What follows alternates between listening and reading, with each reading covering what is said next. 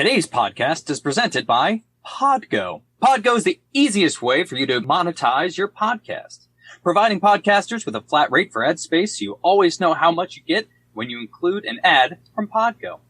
I recently joined as a member, and you can too. Apply today to become a member and immediately be connected with the advertisers that fit your audience. That's podgo.co at podgo.co. And please put unprofessional development in the "How did you hear about Podgo?"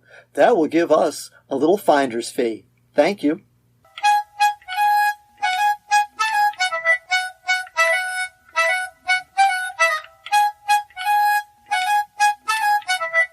Welcome, everyone, to an exciting episode of The Professional Development. I'm Tedisco.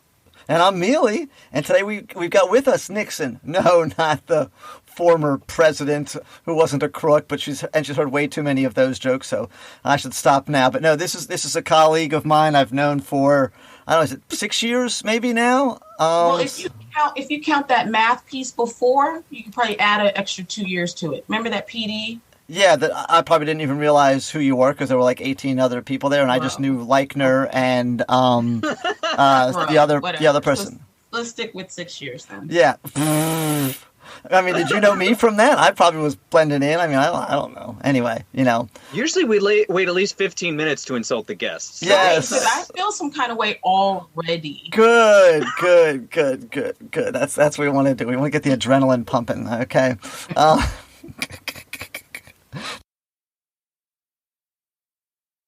No, I'm sure. Well, I don't know. Did you teach Algebra 2?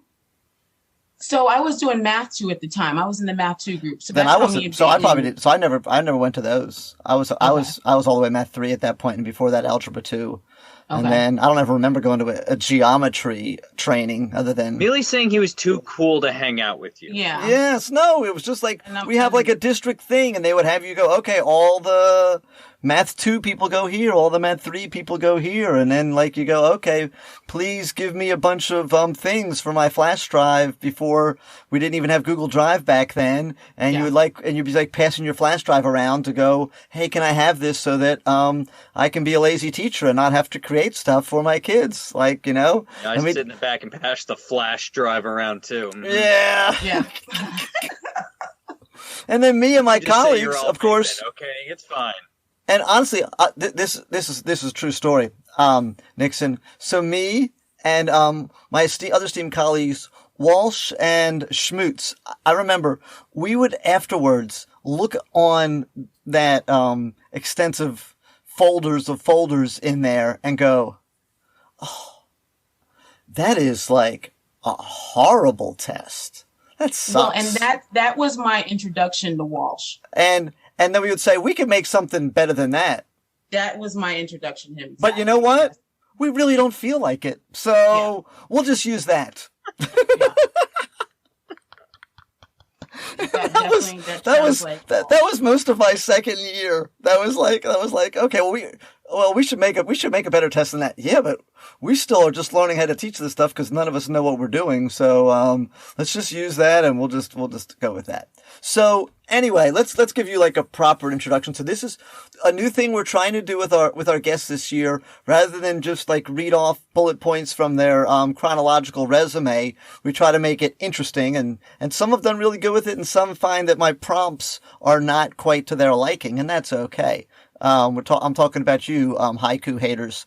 But anyway, so describe your education journey background, like looking for a roommate ad, you know? So you're just kind of like saying, you know, I'm this and I'm that, and I'm looking for a roommate who's this. So describe yourself as like as an educator like that. So, wow, today this Nixon is looking for a politically, racially, equity-driven, you know what I mean, open-minded citizen that sees bigger than what's in front of them. Like, I want that roommate that is really concentrated on community, state, and global issues, who has substance and has something to talk about, and let's have that discourse. That's literally who I'd be looking for today. I want somebody that's going to drive that conversation. Okay. So that's more than what's on the drive and what worksheet are we going to give the kids today, or do you have a Kahoot for that? Yeah. Right. Way bigger than that. I want to know how is this lesson, how are we going to do tomorrow going to drive this child's thinking so they can seriously, know this is not just talk. I want this student to go out here and be a better person. Right. Back in the day, that buzzword, we're creating citizens, I really do take that seriously. So then let me ask you this then. So how long have you been teaching? 14. It's my 14th year. Wow. Okay. So you said that's what the Nixon today would want. Right. All right. So then let me ask you 2 follow-ups then. So let's do it in halves. So 7 years ago, Nixon, and 14 years ago, Nixon, what do you think they would have said? So 14 years ago, Nixon was literally about who's ready to be belly up to the bar at 2:15.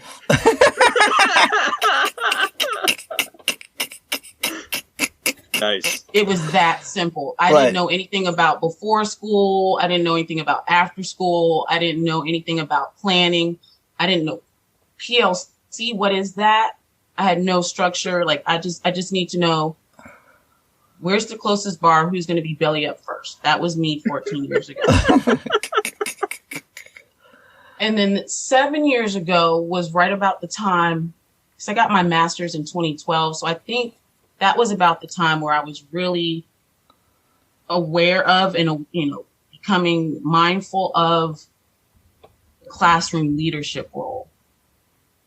And that was when I was really experimenting. So I would want a roommate then that was really willing to experiment with peer-based assessments, with creating assessments where kids learned in the assessment. Literally, I wanted to sit down, take time to create a test that a student that has no prerequisite skill learns in the test. That's where I was 7 years ago. Mm-hmm. I love that too. And I know a lot of people were still in that old school mindset of it just should be multiple choice and they should just read it and that should be it. It's so easy to grade. Yeah. It is. But it's a waste of a learning day. Yes. I mean, Neely, you did that whole rant about all the days we spend not teaching. I know. And we turn test days into learning days. It really adds on. It does. That's a good way to say it too. Yeah. And I think hopefully more people are understanding, and I think people are finding that it's good to do that, because we just took midterms at our school, and there was this whole big rigmarole apparently about people worrying about cheating. And it's the solution is make something where you can't easily Google the answer. Yeah. Don't ask them what the capital of Pakistan is, or this simple equation that an algorithm on a computer can do. Ask them a conceptual question. Ask them a question that forces them to actually know the material and prove to you they know the material in a way that isn't simple and which easy. Is what we kind of should be doing anyway. Right. For this generation. Build an assessment where they have to create something to show their learning. And if they create something based on their own personal background, there's the relevant. And so the challenge with that, so people are going to say, I can hear the listeners that have thought about that, have tried that, and had kids shut down and not been able to get them to do that. So how do you, particularly people who are teaching like 8th through 12th, maybe even 7th through 12th, where, and especially in the 10, 11, 12, where these kids have literally been, incentivized and trained that this is what school is and this is how you do it. And anything else is just, it's like you took a kid who had cheeseburger on Monday night, Taco Tuesday, Spaghetti Wednesday, and now you're taking them to some, Middle Eastern country or Southeast Asia, and there's things on their plate that they have they don't even recognize what the meat is or the vegetables or whatever the starch is, and they're like, I don't even know how to use these utensils. How do you get that kid to and do that? Well, I think there's like a multi-pronged solution to that. And some of it starts with us as the classroom teacher. Like, we have to be retrained and we have to be held to a standard.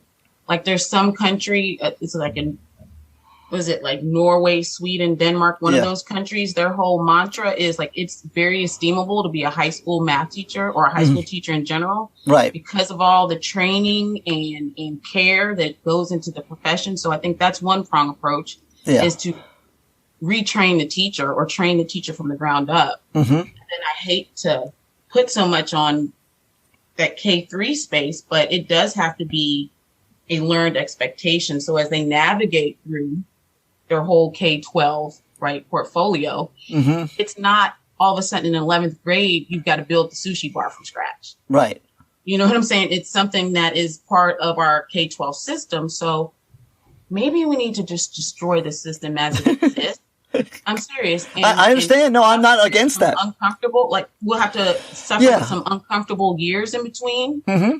Maybe like when the Berlin Wall fell, there were some uncomfortable times in between there. Yeah. But now, you know, as it progressed, you have this Federal Republic of Germany, no longer East-West. We might have to look at some kind of demolition.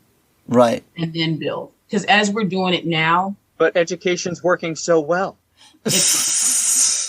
And we can all say that and laugh to the point where we don't even laugh anymore. Because people do actually believe that. We know firsthand, front line, that that's not the case.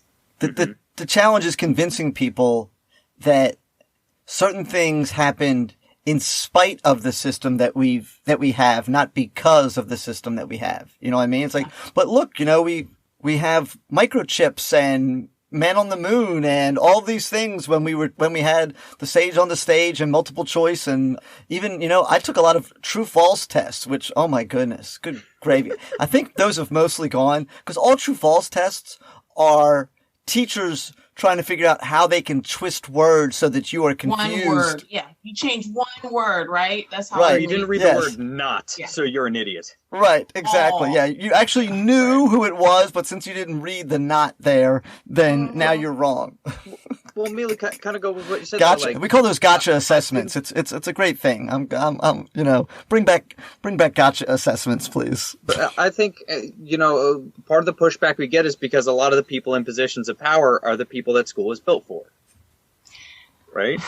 School is built for people who are middle upper class, in the positions of power. Yes. Yeah. And so they want things to stay just the way they have been.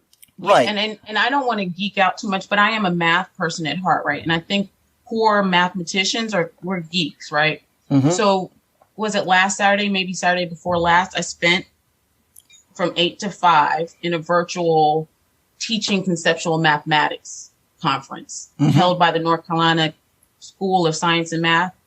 And so the guest speaker had a profound statement, which was, she basically said, we need to ask, and I'm paraphrasing, or demand that the very people who have won in this system now must destroy it.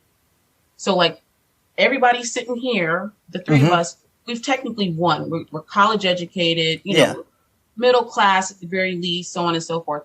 But we are the ones that should then turn around and destroy and dismantle this education system, right? Not reap any rewards from it, any more rewards from it, and build it so that maybe not even our children, but our children's children will have what they deserve. Yeah.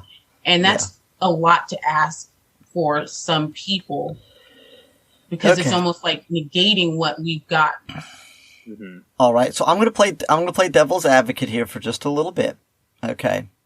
And this is the reason, and I've had this conversation, I don't know, dozens of times, because I am very much into dismantling the system from the inside out if we can.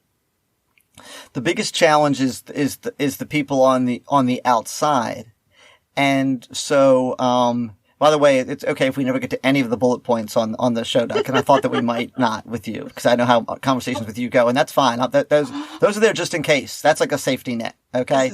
hot. We can dance on the What trapeze. he really means is he knows how conversations with him go. That's true. Well, he and I can't get on the phone, and it'd be one random question. An hour and a half later, I'm Right. outside of my hairdresser and missing my appointment. Which is why I called Nixon. I said I gotta have Nixon on. So let's have her on. So here's my Oh, right, the peanut butter. That's what you're calling it. here's my Yes, I have some. here's my hypothesis.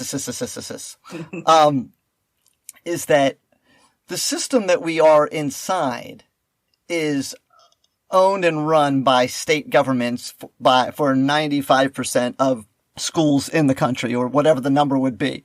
I'm going to guess it's well over 90 when it comes down. I know there's private schools, I know there's charter schools, and they are, for the most part, blips on the radar at this point. But anyway, the people that decide what happens in those schools, their number one job is to be reelected, and they only have 4 years to do that. And dismantling and rebuilding a school system is going to take well more than 4 years.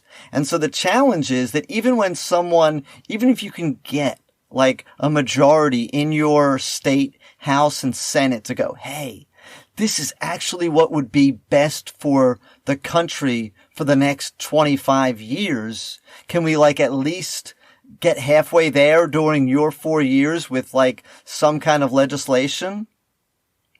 There will be no evidence, no data. The data is so longitudinal on this stuff that there'll be nonsensical data that people will be able to throw up 4 years from then and say, throw those bums out. Look what they did to our poor kids who are crying and confused, and these parents who hate, look what happened with Common Core. That Common Core tried to turn stuff upside down. It got turned into a political football that people kicked back and forth rather than actually trying to take something that had some kind of value to it. Was Common Core perfect? I don't think so, but some of the concepts it had as to how teaching should happen and how school should happen, I thought had a lot of value. But then we're going to vote out anybody who put in Common Core, and then we'll go back to the old stuff.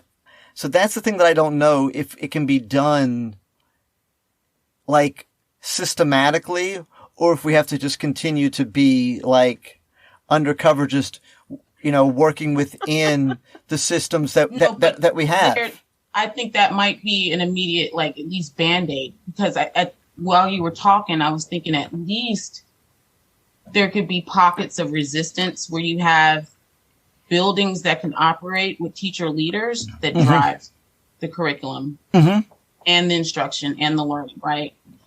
And so money comes in from the politicians, but you have those teacher leaders that have the decision making. And if you'd have had Nixon at year 7 to now, that's 7 years worth of progress. Yeah. And there's a bunch of me's, I'm not the only one. And I think that's another problem. There's no great I am. There's a lot of people that can do this work. So no one should be thinking, and I think that's another misconception, that, there's this one person in place who can drive everything for the next 4 years. And once that person's gone, the idea will be gone. That's what freedom writers taught me. Right.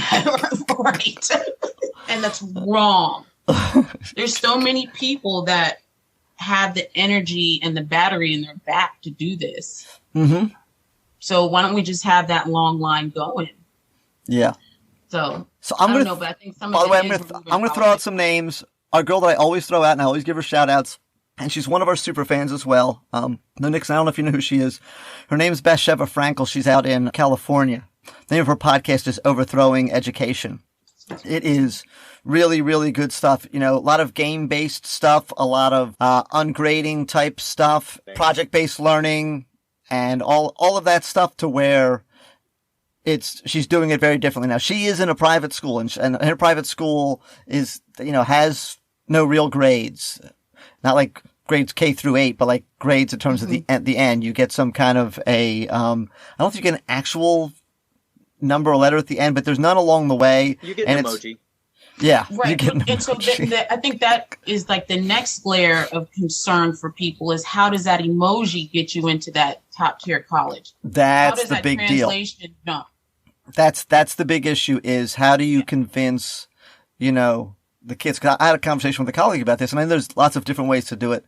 I am of the portfolio faction of that, where kids would, like, at the end of your time when the kid has you for, a semester or a year, whatever it is, you are going to write 250 to 500 words about that kid. Now, obviously you're not doing that on the last day of school. You're continually editing that and creating something along the way. And and you're giving it to the kid and going, hey, this is who you are right now. This is what it's looking like. We need to do some more to, here are the weaknesses, here are the strengths, here's what you can do. And you kind of are adapting that. And then at the end of, 3 to 4 years of high school, because normally it's your junior year where you're kind of doing that, you have big portfolio. Now, of course, it means that now you've got to convince colleges that they're going to read all these portfolios to decide them, but it's going to put a little more onus on them, and it's going to have to take like a large district, an LA, a Chicago, a New York, a Philly, or whatever would be the biggest district in said state. District of, of some magnitude to do that. And I think if that can happen, then maybe you could gain a little momentum and some other people go, hey, I was at this or at the superintendent's conference, and over in St. Louis, they did this. So what do you say we try that here in Topeka, So why can't said urban large high schools stamp of approval be enough to gain admittance? We're not sending a portfolio. We're sending this child graduated from our school. That's our endorsement. And that's that child's entry ticket into said state college. Ooh. I mean, that endorsement, meaning that there's that portfolio check, there's that project-based learning check along the way, there's that creative thinking, there's that community service, there's that social justice. But we're gonna. If diploma means this child checked all the boxes. I don't think every kid who graduates from a school that's going to be of the size that we're talking about is ready to go to state college, and I don't want to send all of them there. Maybe tracks. So then maybe tracks. Okay, now we do now. Now we have to debate whether or not we're going to have tracks or not. At these track schools. is a bad word, I know, and that is a bad buzz phrase. So that's what I'm saying. We need more than just Germany does something like that. At least they did when I lived there, to where by the time you started high school, you knew where you wanted to go. You knew what you wanted to do. So that path, that next 4 years guided you towards that path. Well, I don't want to turn my high school into an admissions department to the state college, though, which that's what it almost sounds like you're wanting to do. It could be to the military. It could be to... But I don't want to make that decision for them. I'm also child-driven, student-centered. But I'm also worried that if, like, we do it that way, right? Let's do it with grades and let's just give kids stamps of approval or not. Then wouldn't that incentivize schools to not graduate students? That could be a negative. That definitely could be a negative. But I am at the same time am not for grades as they stand now. Yeah. And any kind of grade, 1 through 4 is a grade. I mean, like there's all kinds of little nifty ways around it. I think any type of grading overall can have a negative impact. Yeah. But I do believe at my core that when a child walks into a high school, they know the myriad of choices that exist. Yeah. And they get to help decide which way they're going. Right now, I don't think there's a lot of decision that's student-centered. Yeah. No, they don't have a lot of agency at all. No. And part of that challenge is just we only have so many staff and class sizes and all that, and that comes down to a money issue because of like, there's like these 5 kids that all want to study like Saharan botany, and I just want to I just want to study like cacti. Like I love cacti. I want to study cacti for the next 5 years. That sounds like a post-secondary experience, but quite frankly. And I mean, I guess at that point you go, no, you have to you can't go to cacti yet. You're not ready for cacti. We got to get you I've never heard that sentence before. Yeah. You're not ready for cacti. No, you're not. No, start with some succulents, all right? Just You're succulents. Not as nurturing as a desert, okay? Yes. So just yes, you need like some ferns, okay? That's what you're ready for. But no, you're gonna start with general bio, and then maybe you can do some botany and horticulture by the time you're a senior, but what I'm saying is the money isn't there for the kids that want to like over specialize, or you're going to have teachers that are going to have like 5 different simultaneous classes that are going on in their classroom. You partner with the community. So that's when the service learning takes place, and that child is spending their time at the local the cacti center. No, seriously, there may be service learning with the landscaping company, or there's service learning with at the gardening center somewhere, right? The flower shop. That's where that real world experience comes in, and then we're getting away from that factory setting, and we're getting away from that secondary teacher thinking they're the holder of all content. I wonder what you would do then with the kid who said that they wanted to be an exotic dancer with their service hours. Then you send them down the street because. Okay. Maybe we change that. Well, first thing we sign them up for some. You got to start with some Pilates classes. Okay, so that's what we're gonna. That's Jane Fonda throwback. Yes. Right, So I'm curious. So we can't even get there until you have at least like 100,000 followers on TikTok. So that's the next step.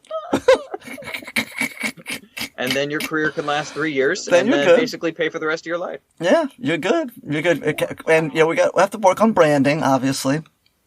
All right, so I'm curious about this. So I love this conversation. But you said these were a lot of your concerns at 7 years. These were like 7-year Nixon concerns, right? About like flipping the classroom and these sort of issues. And you said now your focus is more on citizenship. So yesterday we had a student, an alumni of our high school. She's a freshman at Georgetown. Okay, good deal. And she's biracial. She identifies as a Black woman. And I will tell you, it caught me off guard when she used the term microaggressions. And she talked about how in this particular school within Georgetown, she is a student, and the microaggressions that she experiences, particularly in this virtual setting, can be very detrimental if you're not armed and prepared. Mm-hmm. So my follow-up lesson was a lesson on microaggressions, because how many high school students are even aware of that term? I'd say less than 10%, probably. Right. So that, to me, is where I'm at right now. It's not so much I wonder if more teachers, by the way, I wonder if more teachers or students would actually know that term. I would be curious. I would love to That's a very good question. I was about to say, kids are more savvy than you think. But right. But the awareness there for her to actually put a word to what was happening to her, I think is a lesson that needs to be taught as early as possible. Why not in that secondary setting? So that's where I am. Of course, we can tie standards, and you can tie standards in there and objectives and learning targets. But at the end of the day, I'm aware and proud of the discourse that came from that lesson than I would have been at year 7 or year 14. You know where I was at year 14. I'm talking about microbreweries, not microaggressions. Nice one. That's very good. The evolution is real. Yes. That's the title of your book. From microbreweries to microaggressions. Let me write that down. Dear goodness. That's a good one. Oh. So I am actually going to... PD you're hosting. It is. Yeah. Hey, unprofessionals. This here's another one of them there commercials. Okay. It's for a good friend, Alex Pimentel. Yeah, he used to be a math teacher. Now he does taxes. Okay? You want your taxes done by a math teacher. You want to make sure it's done right. Just like those other things you have math teachers do when you struggle with, have a math teacher do your taxes. Or if you are a math teacher and you just don't feel like doing it, you just send it on to him. Alright? His prices are reasonable, starting at $75. He can do all 50 states. I live in Arizona, but I work in Oklahoma. Okay? Who are you, King Tut? But anyway, sorry, Steve Martin fans. But well, it's an old reference. Going back to the 70s for some of you guys. You want to get your taxes done, but you don't feel like doing them. So you go to PimentelGarcia.com. The connection's in the the show notes down there. You just go down to the show notes, you click on that, it takes you to the website, you connect with Alex there. He does your taxes for you, gets them done lickety-split. All right? So that's what you need to do. So thank you guys. Thank you for supporting a teacher who is trying to go out and get a little business started. We appreciate you. And now, back to the wonderful show. So, lost sheep or square pegs, okay? I really think that Square sheep, lost pegs. Also. Square shape, lost pegs, yes, lost pegs. So, square sheep, yes. The visual learner in me is like, So, but the ones the people that don't fit in, yes. You tend to gravitate towards them and they gravitate towards you like a magnet, right? So let's talk about why you think that is. What about you makes you attracted to them and them attracted to you? Let's find dig a different deep. word than attracted. Okay. Drawn? I don't know. And I know what you mean. So can I ask, are we talking about peer-to-peer or? No, we're talking about students. I think it can be peer-to-peer too if you think that works. Well, I'm not going to. Because I just had a peer-to-peer experience today where I was voluntold to mentor a peer. Nice. Yeah, and I thought it was going good, and it's not. And that's a whole nother ballgame. Like that one is like crazy town. But in terms of students, for me being a 48-year-old Black woman, I'm very proud of my Gen X worldview. Whoop whoop. Gen X. I think that it's coming back around. You see it in how students are talking, walking, feeling, experiencing. Yes. Yeah. So there's that connection that transcends generations. Mm-hmm. And so I'm kind of there with them, and they're like, I think that's what it is, coupled with right now in my house, I have a 16 and a 17-year-old. Well, the 16-year-old will be 16 on Friday. So, but I think with those real world experiences in my house and that flip of generations where they're like studying what my generation did brings that connection. Okay. But am I wrong or right that, if you had your choice between a class with 20 kids who had either like super underperformed or been kicked out of multiple classes as your class, or like the top 20 kids in a given cohort in your class, which class would you rather have? Today, quite frankly, I want first block full of those underachievers, throwaways. I want that first block. Right. And I need that first block. Yeah. And then my second block were the overachievers who really, we came to a good middle ground because a lot of their overachievement wasn't real. Yeah. Yeah. And I'm one for that. I'm the one for that one. Like, they know how to fit. To the carpet. Work thank the your system. Mom, thank your dad, thank the color of your skin type space. So that at the end of the day, like I'm moving and grooving with first block and second block. So I really would like one of each. Okay.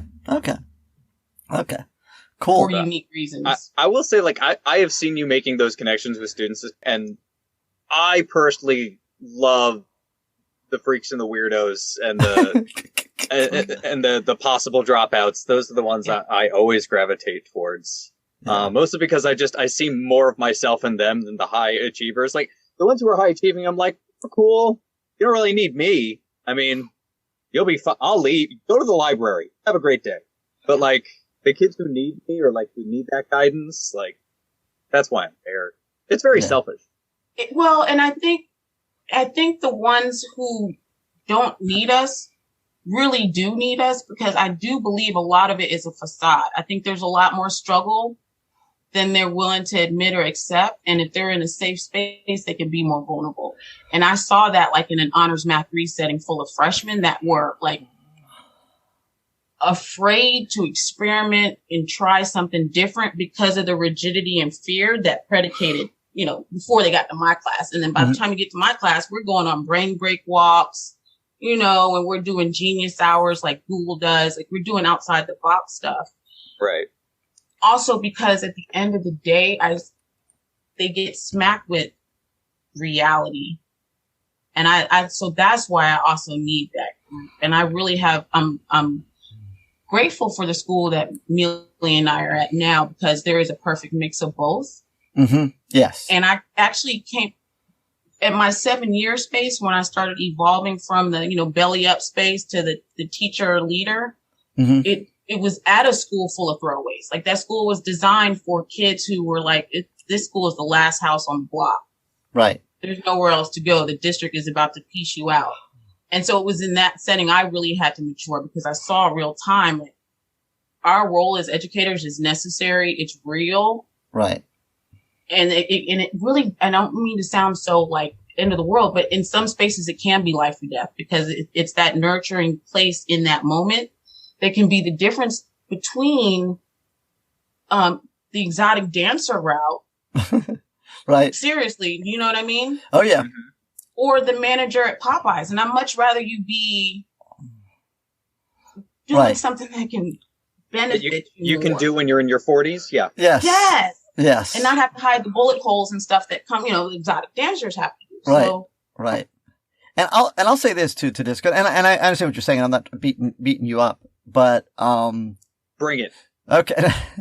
No, but some of those kids who you like said, don't need me, but like they kind of need us to say, hey, have you thought about maybe not going to that state school and joining that fraternity and working in that cubicle until you got like a corner office and, drove the BMW, and then, we're like staring at yourself at 45 and go, why does this not make bring me any joy? Like, I've worked nonstop to get here, and I've checked every box I'm supposed to check along the way and do that. And so they need us sometimes to go, hey, maybe you should consider thinking differently. Maybe you should consider trying differently. Maybe you should consider that not everything needs to go according to this system, this plan, and this kind of society's plan.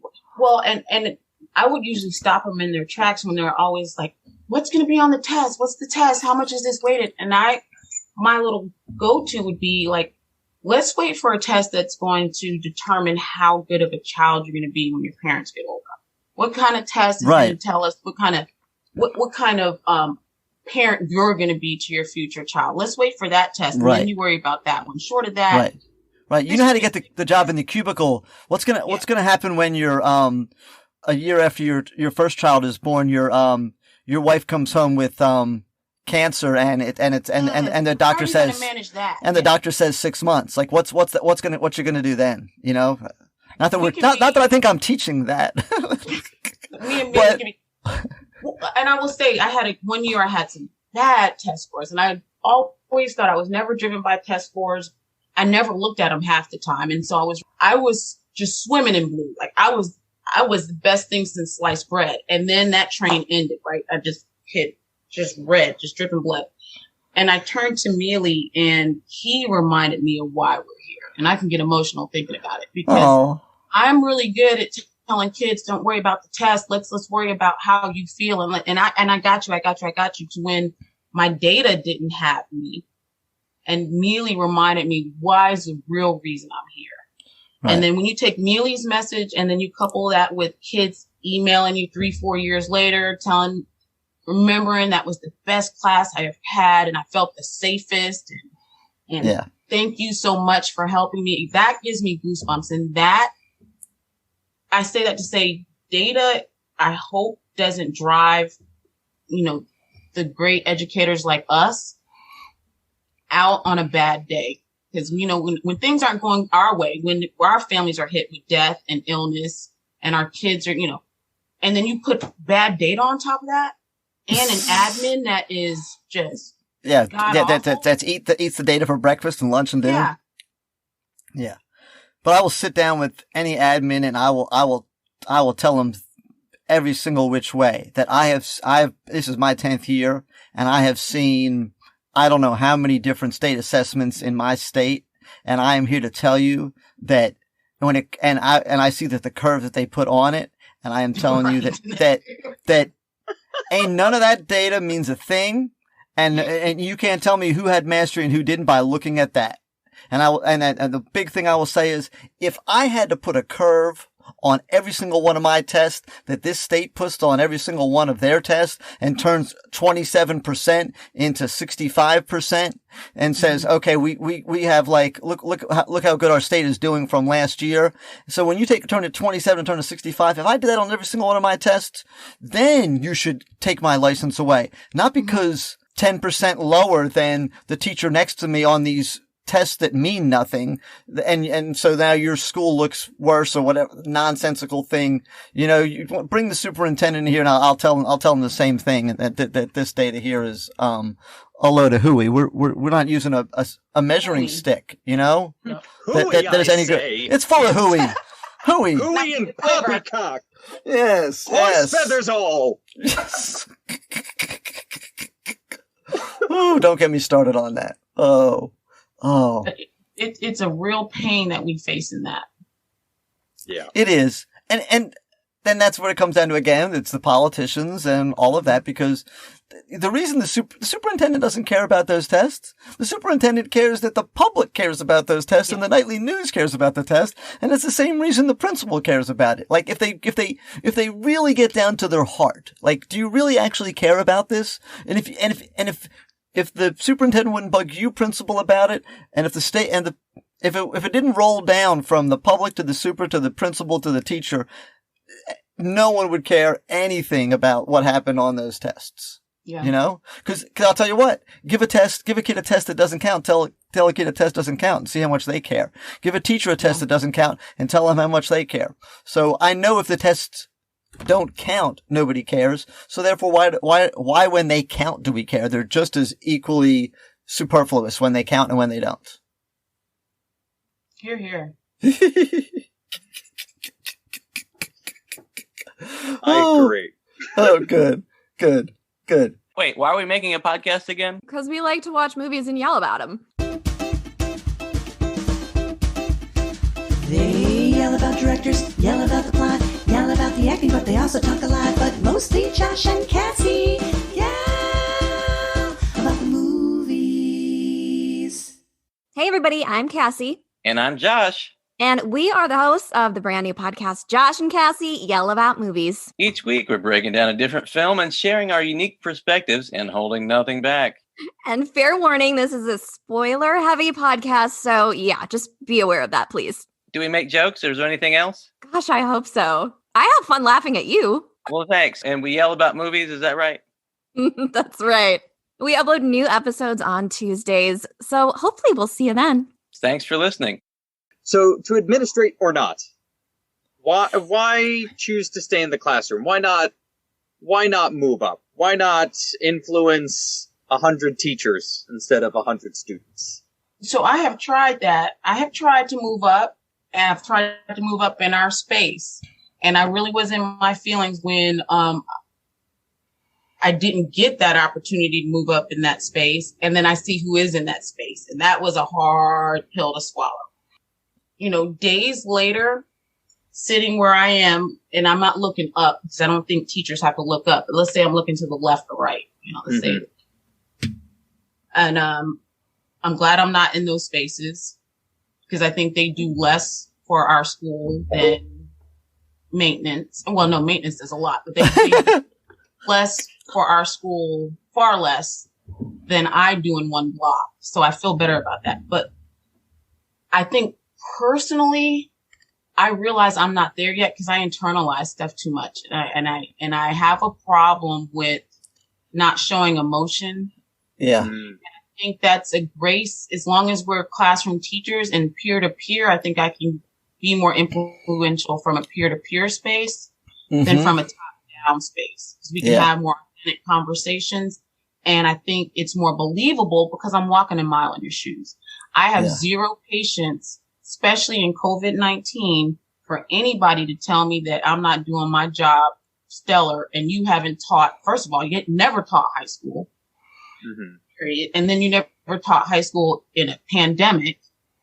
Right. And then you don't know anything in my content. Like, don't come to me with anything but flowers.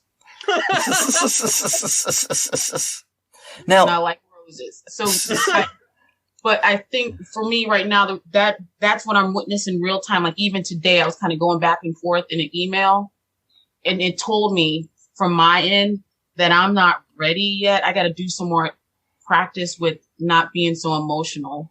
You have to have a thick skin. Yeah. You have to, and you can be genuine. You can be authentic as an administrator, I believe, but you can't not be political at all. You have to be diplomatic. I mean, we have to be diplomatic as teachers to some degree, you know what I mean? When we send like emails to parents or when we communicate in certain spaces and places and times, but nowhere near the amount of diplomacy that it takes to be, successful as an administrator and not get like thrown under the bus. And I want to say a little shout out to our administrators because as you were talking, just an image popped in my head and I never thought about this prior to now, but I guarantee it happens on a regular basis. There's 2 or 3 teachers sitting around talking on a work day or in a situation or whatever, and an admin start walking towards them and they all of a sudden get quiet. Mm-hmm. Uh-huh. You know what I mean? Yeah.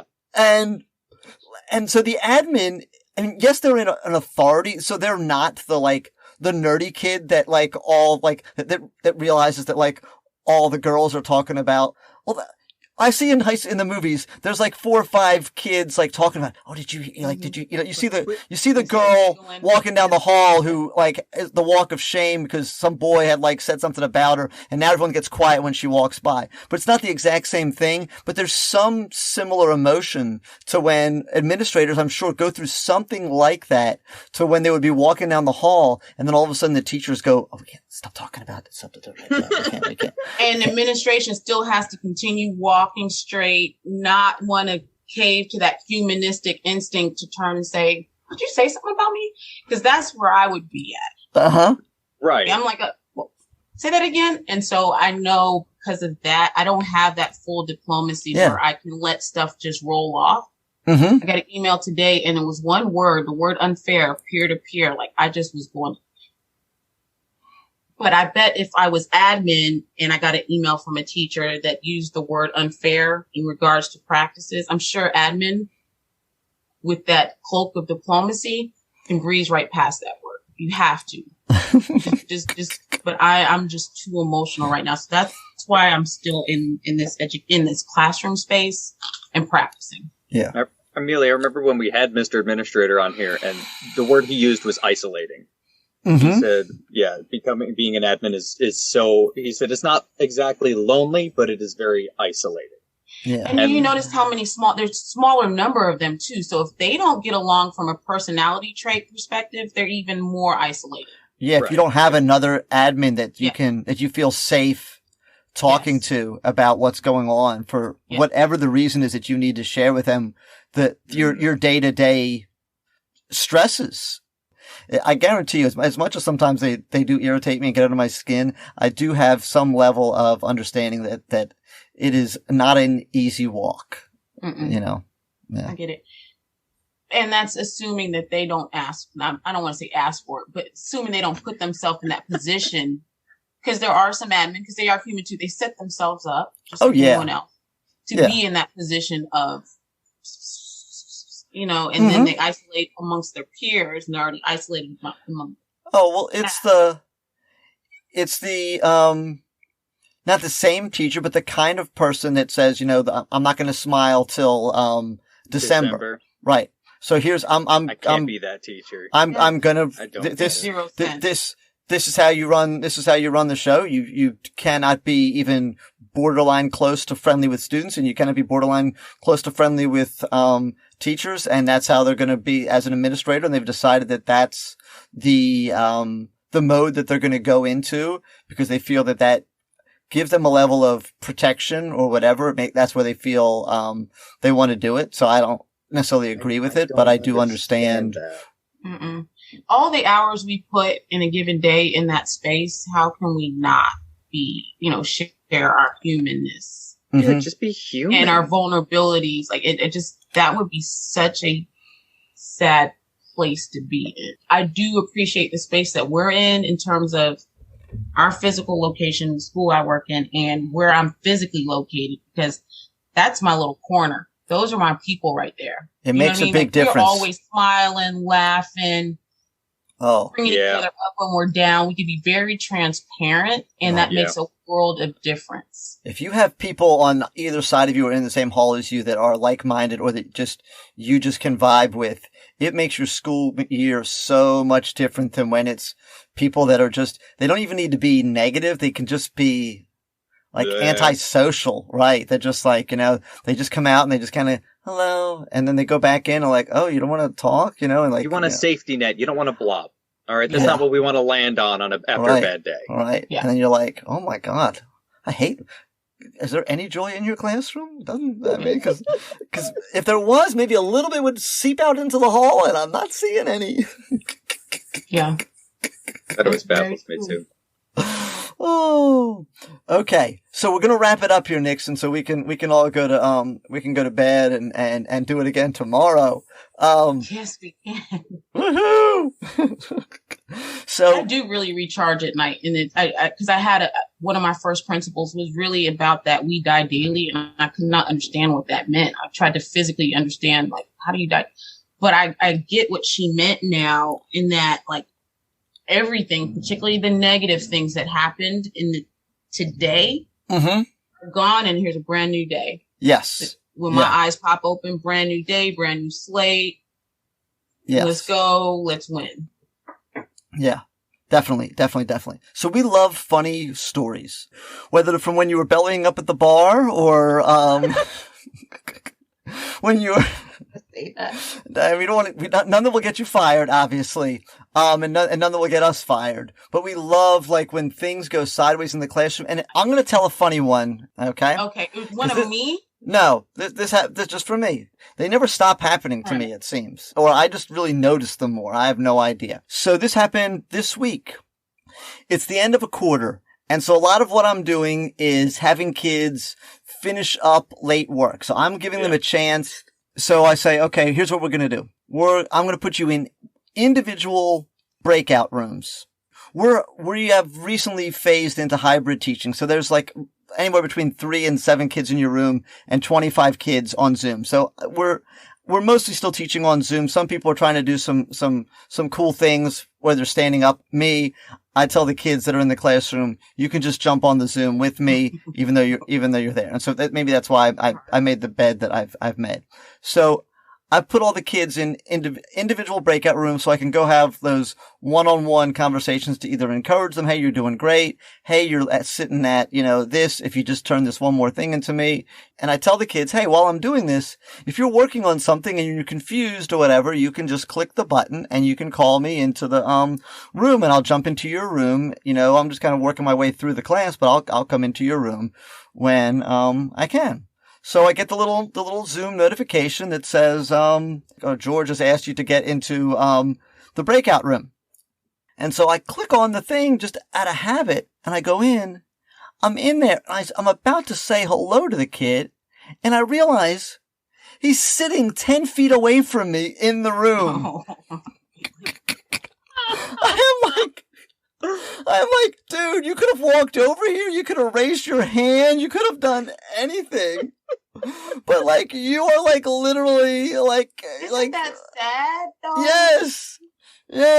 I had a student do that today, but he did it as a joke because he asked me a question. He was just getting impatient. So it's just typed it in the chat. I'm like, dude, what? I'm excited that we're coming out of this thing, but low key on a serious note, there's going to be a lot of adjustment that's going to take place because even those kids in that face-to-face space, quite frankly, it's hard getting them to talk. Yes. Is it the ones in front?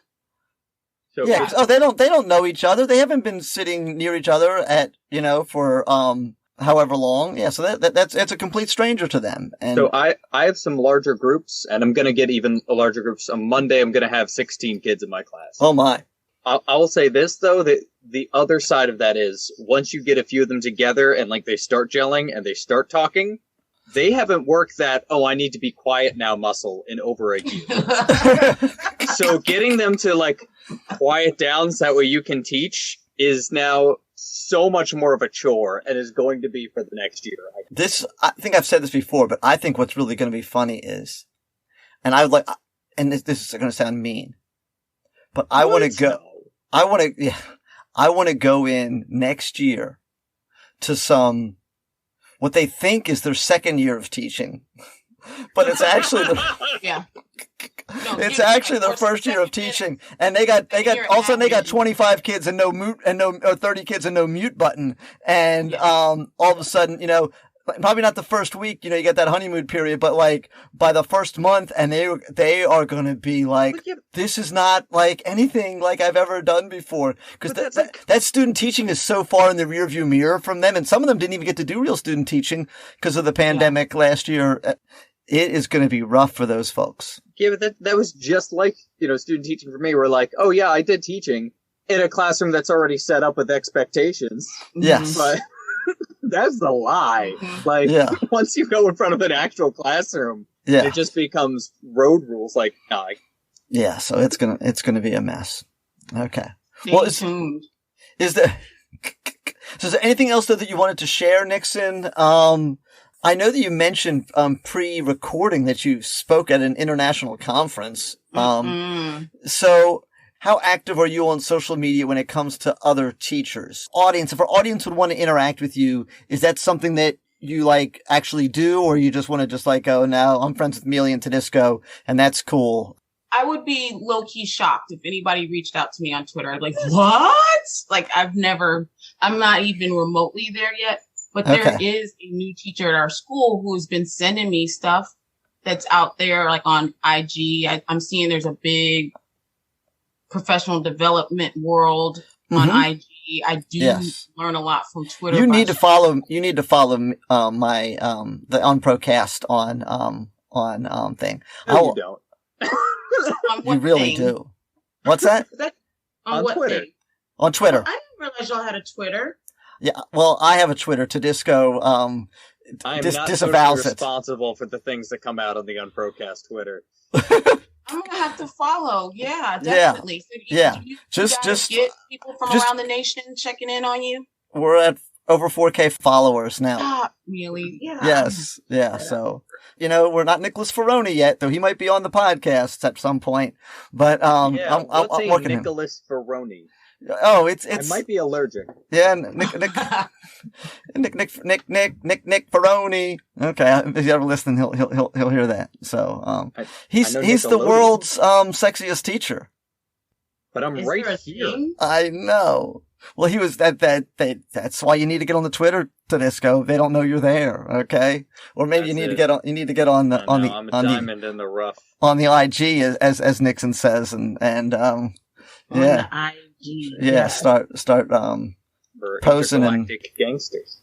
Yeah. Yeah, I'm checking. I'm gonna check y'all out. Okay. This has been an awesome opportunity. It's my first little mini dive into the academic, I guess, social networking world where I kind of dumped a little bit of thought out there. So this is cool. So, by the way, she does speak. If you're looking for knows several words. Yes, it's not just a parlor trick like a parrot. Right. Yes. I know we keep putting this out there, but I'm going to keep putting it out there until it happens. Me and Tedisco, we don't want to speak at your conference. Okay. Because you're not women. Well, no, not at any conference. Not at your stuff. That silly lady. No, not that specific conference. We don't want to speak at your general conference maker, leader who's listening to Unprofessional Development like every single week. What we want to do is we want to MC your conference. We want to be the hype man. We want to get on there and just like be in between speakers with a bunch of gobbledygook nonsense to keep the crowd engaged as the buzzword says. Like the people that heckle between the vaudevillian acts. Yes.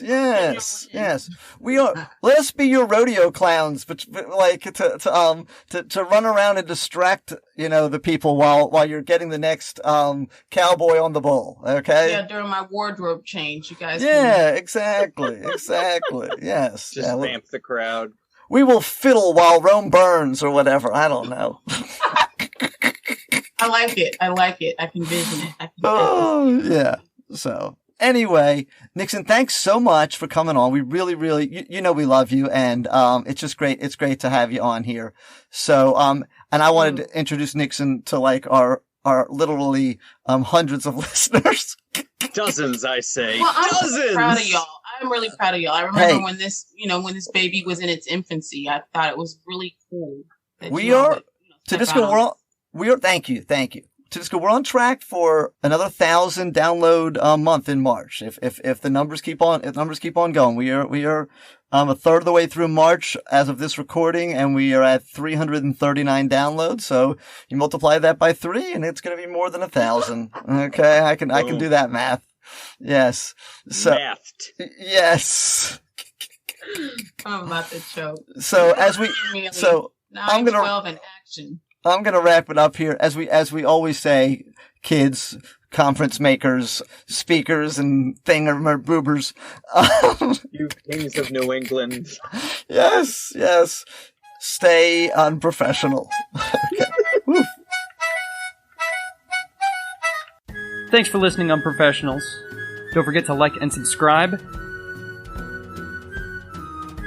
Thank you, and stay unprofessional.